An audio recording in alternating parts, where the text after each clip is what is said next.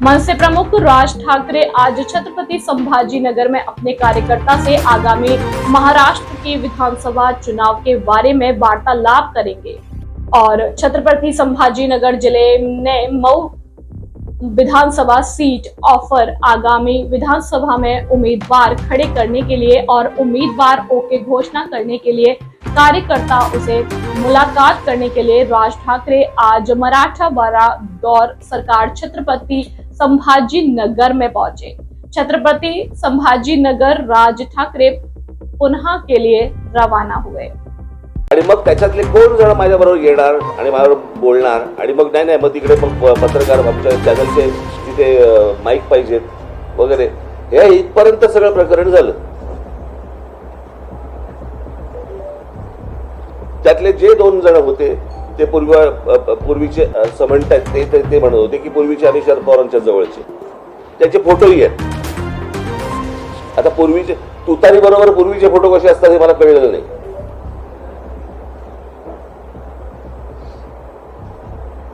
आणि उद्धव ठाकरे गटाचे तिथे अजून दोन जण होते।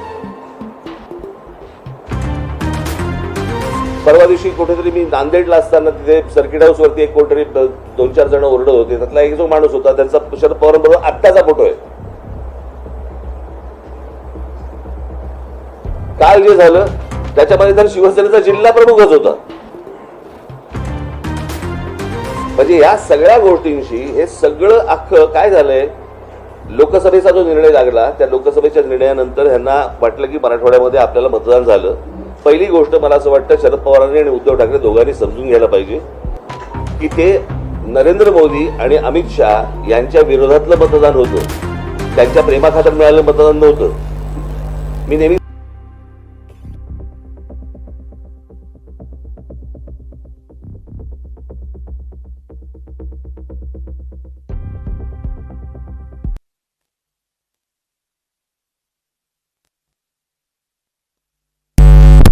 किंवा दलित बांधवांनी जे देशभर की संविधान बदलणार या सगळ्या गोष्टींसाठी, आता संविधान बदलणार हे भाजपचाच माणूस बोलला होता ना, इतर कोणी नरेटिव्ह केलेलंच नव्हतं। पण ते जे लोक भडकले होते ते मतदान या सगळ्या लोकांना झालं इथे, त्यांना असं वाटतंय की ते त्यांच्या प्रेमाखातर झालंय, ते त्यांच्या प्रेमाखातर नाही झालंय आणि त्यांना असं वाटतंय की येणाऱ्या विधानसभेला देखील त्याच प्रकारची खेळी खेळावी। आणि याच्यासाठी आता काल तो शिवसेनेचा कोण तो जिल्हा प्रमुख ज्याला आमच्या पोरांनी मारला, नशीब पोलीस मध्ये पडले। प्रश्न असा आहे तो ओरडत गेला एक मराठा लाख मराठा, म्हणजे काय तर ह्यांना दाखवायचं की हे जरांगे पाटलांचं आहे। पण त्यांच्या आडून ह्यांचं विधानसभेचं राजकारण सुरू आहे हे मला असं वाटतं लोकांसमोर येणं गरजेचं आहे। मराठा बांधव असतील, भगिनी असतील, ओबीसी समाजातले बांधव असतील, भगिनी असतील, इतर समाजातले लोक असतील, यांनी ही गोष्ट नीट समजून घेतली पाहिजे। शरद पवारांसारखा आज 82-83 वर्षाचा माणूस आज महाराष्ट्रामध्ये स्टेटमेंट करतो की महाराष्ट्रामध्ये मणिपूर होईल। म्हणजे या लोकांनी मणिपूर होऊ नये याच्यासाठी चिंता व्हायली पाहिजे। ते म्हणतात की मणिपूर होईल म्हणजे यांच्या डोक्यात काय चालू आहे हे तुमच्या लक्षात येईल। पुढच्या 3-3.5 महिन्यामध्ये ह्यांना जेवढे काही दंगली घडवता येतील आणि जेवढ्या काही खास करून मराठवाड्यामध्ये जेवढ्या काही गोष्टी यांना घडवायच्या तेवढ्या घडवण्यासाठी म्हणून यांचे सगळे प्रयत्न सुरू आहेत। तुम्ही जर समजा शरद पवारांचं, मी माझ्या जाहीर सभेमध्ये पण सांगितलं होतं, शरद पवारांचं जर राजकारण तुम्ही बघितलं तर हे गेलं ते सगळं जेम्स लेन प्रकरणापासून यांनी सगळं सुरुवात केली आणि ते स्टेप बाय स्टेप एक जात झाली। कसं होतं जातीबद्दल प्रेम हे वर्षानुवर्ष आहे, फक्त काय महाराष्ट्रात नाही देशात आहे स्वतःच्या जातीबद्दल प्रेम असणं। पण दुसऱ्याच्या जातीबद्दल द्वेष निर्माण करणं हे पवारांनी जेव्हा राष्ट्रवादी निर्माण केली त्याच्यानंतर हे सगळं सुरू झालं।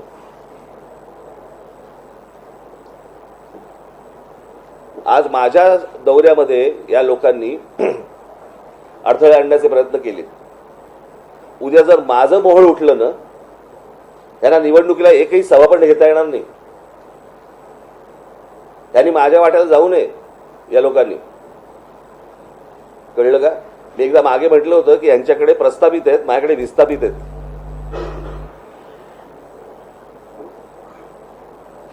यांनी माझ्या नादी लागू नये। या सगळ्या गोष्टींसाठी. तुम्हाला तुमचं राजकारण करायचंय, समाजामध्ये तेढ निर्माण करून विष कालवून. ह्यांना कुठचं राजकारण करायचंय? आणि यांचा राजकारणाचा बेसच हा आहे. त्याच्यामुळे त्यांना असं वाटत असेल की आमचे एवढे खासदार निवडून आलेत, त्या खासदारकीवरती जाऊ नये या लोकांनी. कळलं का?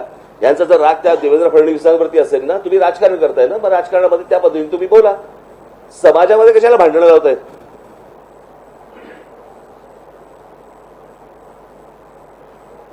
बरं, विषय आरक्षणाचा आहे ना. मला अजूनही आठवते 2003 किंवा 2004-05 वगैरे असेल, आठवते मला. त्याला पहिल्यांदा मराठा समाजाचा मोर्चा त्यावेळेला, ते जे नंतर जे आले ना मोर्चे, ते नंतरचे वेगळे. पण मराठा समाजाला आरक्षण मिळालं पाहिजे याचा पहिला मोर्चा त्यावेळेला इथे आला होता. काय रे तुमचं चालू आहे रे? मुंबईमध्ये आला होता. मला आजही आठवतो त्याचा फोटो, पण तुम्हाला कदाचित माझ्याकडे असेल तो फोटो. व्यासपीठावरती तिथे जिथे मोर्चा अडवला गेला तिथे भाजपचे लोक होते, राष्ट्रवादीचे लोक होते, काँग्रेसचे लोक होते, शिवसेनेचे लोक होते आणि बाकी इतर काही लोक होते. सगळ्यांनी एकमुखांनी तिथे सगळ्यांनी सांगितलं की मराठा समाजाला आरक्षण मिळालं पाहिजे. बरोबर? कोणी अडवलं मग पुढे? अडवलं कोणी पुढे? जर तुमचं सगळ्यांचं एकमत आहे तर तुम्हाला थांबवलंय कोणी? मग अजूनपर्यंत गेली अनेक 15-20 वर्ष होत का नाही आहे? म्हणजे गेली 10 वर्ष केंद्रामध्ये नरेंद्र मोदी पंतप्रधान आहेत किंवा होते, आता तिसरी टर्म सुरू झाली, पण 10 वर्ष तर होते ना, बहुमतात होते. ज्या नरेंद्र मोदींनी बारामतीमध्ये येऊन सांगितलं होतं की मैं शरद पवार जी की उंगली पकड़ के मैं राजनीति में आया. आठवतं स्टेटमेंट तुम्हाला? आठवतं ना तुम्हाला? मग त्या शरद पवारांनी मराठा समाजाच्या आरक्षणाबद्दल शब्द का नाही टाकला?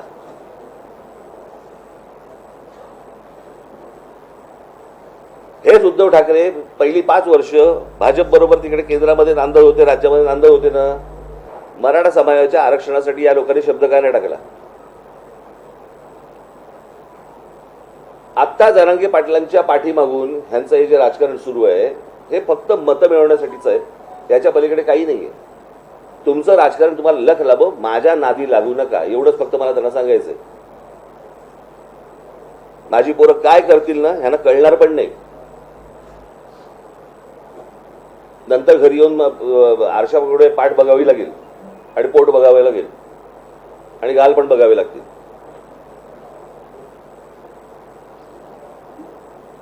अत्यंत चिखल करून ठेवला या सगळ्या अख्ख्या राजकारणाचा या लोकांनी.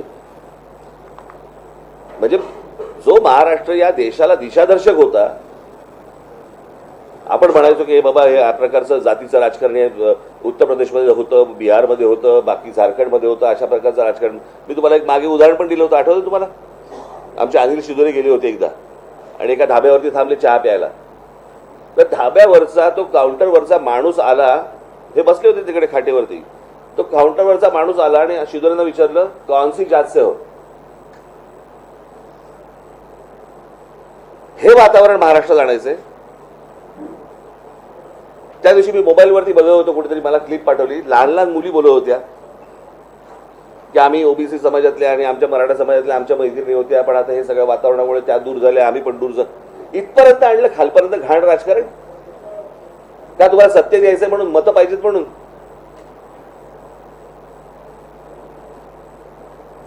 शरद पवारांकडे आज त्या वयाचा बुजुर्ग माणूस आत्ता नेता महाराष्ट्रात आत्ता तरी नाहीये.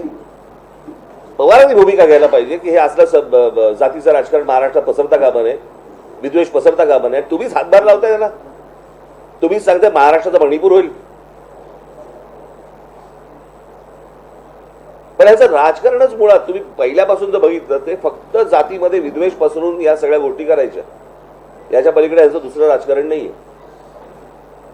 माझी फक्त मराठा समाजातल्या बांधवांना भगिनींना माझी विनंती आहे, ओबीसी समाजातल्या आहे, इतर समाजातल्या आहे, दलित बांधवांमधल्या तिथे पण आहे, ह्यांच्या नादी लागू नका. निवडणुका येतील, निवडणुका जातील, परंतु ही जखम बरी होणार नाही. हे सतत त्याच्यावरती मीठ टाकत राहतील. मी अनेकदा सांगत आलो, अरे एक आपण उदाहरण म्हणून पकडूया. मी मगाशी जे बोललो तुम्हाला, महाराष्ट्रासारखं सक्षम राज्य, याच्यामध्ये तर उद्योगधंदेचा हा भाग आहेच. एक तुम्हाला उदाहरण म्हणून सांगतो. उदाहरण तुम्हाला आठवत असेल, मागे रेल्वेचं आंदोलन झालं होतं, आठवतं ना, की नोकर भरती होती महाराष्ट्रामध्ये आणि त्याच्या जाहिराती होता युपी बिहारच्या वर्तमानपत्रांमध्ये. महाराष्ट्रामध्ये जाहिरातीच नव्हत्या, कोणाला माहितीच नव्हतं. हे आम्हाला कळल्यानंतर हे सगळं सुरू झालं. तीच गोष्ट आपण समजा पकडूया. एक त्यातला एक पार्ट सांगतो, महाराष्ट्राच्या सुबत्तेचा एक पार्ट. मुंबई, ठाणा. मी ठाणा म्हणजे ठाणे जिल्ह्यामध्ये 8 महानगरपालिका आहेत, त्यातलं मी फक्त ठाणे शहर पकडतोय. हा, मी बाकीच्या महानगरपालिका पकडत नाहीये. मुंबई, ठाणा, पुणा, नाशिक, नागपूर. मी संभाजीनगर पण पकडत नाही आता. जर या 5 शहरांमध्ये मिळून साधारणपणे किती रिक्षा असतील अंदाज आहे तुम्हाला? साधारणपणे 90 लाख ते 1 कोटीच्या आसपास रिक्षा आहेत. त्यातले जवळपास 60% ते 70% हे रिक्षा चालवणारे परप्रांतातले लोक आहेत. आता माझ्या महाराष्ट्रामध्ये परवाने मिळत आहेत हे त्यांना समजतंय, पण माझ्या महाराष्ट्रामधल्या ग्रामीण भागामधल्या तरुणांना ही गोष्ट समजत नाहीये की महाराष्ट्र राज्य सरकार हे परवाने वाटते. हे काय आजकाल मधली गोष्ट नाहीये, हे गेल्या 10-15 वर्षातली गोष्ट म्हणतो मी तुम्हाला. पण महाराष्ट्र राज्य सरकारकडनं ह्या गोष्टी दिल्या जात आहेत. आज मला साधी गोष्ट सांगा, 1 कोटी मुलांना या नुसत्या 5 शहरामध्येच काम मिळालं असतं? इतक्या गोष्टी महाराष्ट्रामध्ये उपलब्ध असताना आमची मुलं तडफडतायत का? या नोकऱ्यांपासून, उद्योगापासून, सगळ्यापासून वंचित का राहत आहेत? याचं कारण सरकार आपलं जरी असलं तरी हे आपल्या मुलांपर्यंत, मुलींपर्यंत या गोष्टी कळवत नाहीये. आज महाराष्ट्रामध्ये मी काढले ते एक काही पत्र, महाराष्ट्रामधल्या काही उद्योग आहेत त्यांनी पत्रक काढले, पत्रक, की आमच्या उद्योगामध्ये महाराष्ट्रीयन लोक आम्ही घेणार नाही म्हणून. त्यांची हिंमत कशी होते?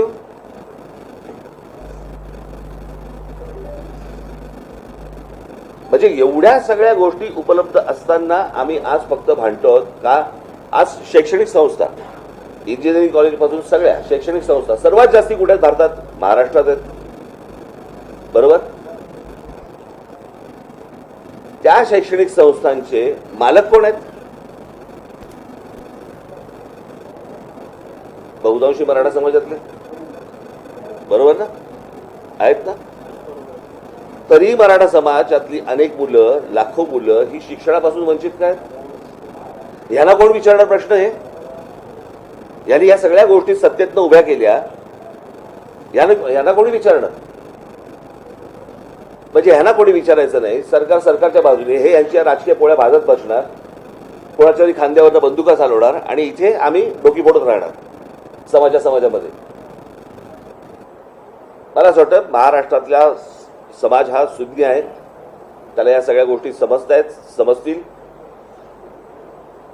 आणि मला, तुम्ही सगळे पत्रकार बांधव आहात, मला तुम्हाला फक्त एवढंच सांगायचं आहे, तुमच्यातले जे काही अशा प्रकारचे विष काढवणारे किडे असतील, मला असं वाटतं त्यांना तुम्हीच वेळीच बाजूला सारणं गरजेचं आहे किंवा त्यांना एक्सपोज तरी करणं गरजेचं आहे. हे एकदा हाताबाहेर प्रकरण गेलं ना, नंतर आवरता येणार नाही.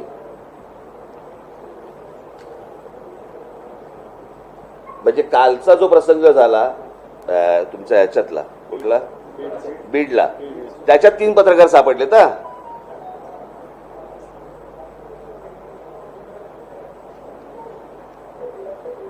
ही कोणती पत्रकारिता आहे?